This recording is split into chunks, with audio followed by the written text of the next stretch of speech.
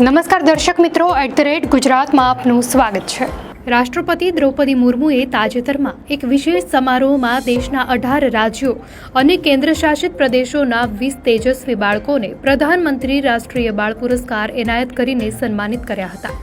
પ્રધાનમંત્રી રાષ્ટ્રીય બાળ પુરસ્કાર એ ભારત સરકાર દ્વારા દર વર્ષે એનાયત કરવામાં આવતું એક અત્યંત પ્રતિષ્ઠિત સન્માન છે, જે 5 થી 18 વર્ષની વયના ભારતીય બાળકોને તેમની અસાધારણ પ્રતિભા અને વિશિષ્ટ સિદ્ધિઓ બદલ આપવામાં આવે છે। આ પુરસ્કાર મેળવવા માટે બાળકે બહાદુરી, કલા અને સંસ્કૃતિ, પર્યાવરણ, ઇનોવેશન, વિજ્ઞાન અને ટેકનોલોજી, સામાજિક સેવા અથવા રમતગમત જેવા ક્ષેત્રોમાં રાષ્ટ્રીય કે આંતરરાષ્ટ્રીય સ્તરે ઉલ્લેખનીય કામગીરી કરી હોવી અનિવાર્ય છે। પસંદગી પામેલા દરેક વિજેતા બાળકને રાષ્ટ્રપતિના હસ્તે એક સુવર્ણ પદક, 1 લાખ રૂપિયાની રોકડ રકમ અને સન્માનપત્ર આપીને નવાજવામાં આવે છે। આ સાથે જ આ બાળકોને પ્રજાસત્તાક દિવસની પરેડમાં સામેલ થવાનું દુર્લભ ગૌરવ પણ પ્રાપ્ત થાય છે। આ એવોર્ડ માટેની પ્રક્રિયા સંપૂર્ણપણે ઓનલાઈન હોય છે, જેમાં કોઈ પણ વ્યક્તિ કે સંસ્થા યોગ્ય લાયકાત ધરાવતા બાળકની ભલામણ કેન્દ્રીય પોર્ટલ દ્વારા કરી શકે છે। સરકારની એક ઉચ્ચ સ્તરીય સમિતિ તમામ અરજીઓની ઝીણવટભરી તપાસ કર્યા બાદ જ અંતિમ વિજેતાઓના નામ જાહેર કરે છે, જેનો મુખ્ય ઉદ્દેશ્ય દેશના ભાવિ નાગરિકોને પ્રોત્સાહિત કરવાનો અને તેમની અંદર રહેલી અદ્ભુત ક્ષમતાઓને વિશ્વ સમક્ષ લાવવાનો છે। ત્યારે આ પ્રસંગે રાષ્ટ્રપતિ દ્રૌપદી મુર્મુએ તાજેતરમાં એક વિશેષ સમારોહમાં બાળકોના પરિશ્રમની પ્રશંસા કરતા જણાવ્યું હતું કે આ હોનહાર બાળકોએ માત્ર પોતાના પરિવારનું જ નહીં, પરંતુ સમગ્ર દેશનું ગૌરવ વધાર્યું છે। ઉલ્લેખનીય છે કે 26 ડિસેમ્બરને વીર બાળ દિવસ તરીકે ઉજવવામાં આવે છે, જે ગુરુ ગોવિંદ સિંહના સાહિબજાદાઓની શહાદતની યાદમાં વડાપ્રધાન નરેન્દ્ર મોદી દ્વારા જાહેર કરવામાં આવ્યો હતો। વડાપ્રધાને પણ આ પ્રસંગે નવી દિલ્હીમાં બાળકોને સંબોધતા કહ્યું હતું કે આજની જેન ઝી પેઢી જ ભારતને વિકસિત રાષ્ટ્ર બનાવવાનું લક્ષ્ય સુધી લઈ જશે। પુરસ્કાર વિજેતાઓમાં અનેક પ્રેરણાદાયી વાર્તાઓ સામે આવી છે, જેમાં સુરતની માત્ર 7 વર્ષની વાઘાલક્ષ્મી પ્રજ્ઞિકાએ ચેસમાં વર્લ્ડ ચેમ્પિયન બનીને ગુજરાતનું નામ રોશન કર્યું છે। તેવી જ રીતે છત્તીસગઢની યોગિતા મંડાવીએ નક્સલ પ્રભાવિત વિસ્તારમાંથી આવીને જુડોમાં રાષ્ટ્રીય સ્તરે સફળતા મેળવી છે।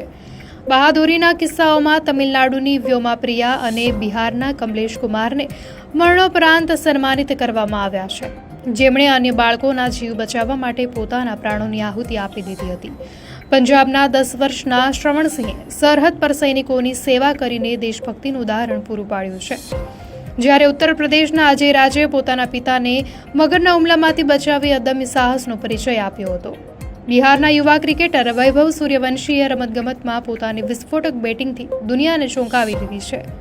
ટેકનોલોજી અને પર્યાવરણના ક્ષેત્રમાં પણ બાળકોએ અદ્ભુત કામ કર્યું છે, જેમાં મહારાષ્ટ્રના અર્ણવ મર્ષીએ AI સોફ્ટવેર બનાવીને પેટન્ટ મેળવી છે, તો ઉત્તર પ્રદેશની પૂજાએ પ્રદૂષણ રોકવા માટે ખાસ થ્રેસર મશીનની શોધ કરી છે।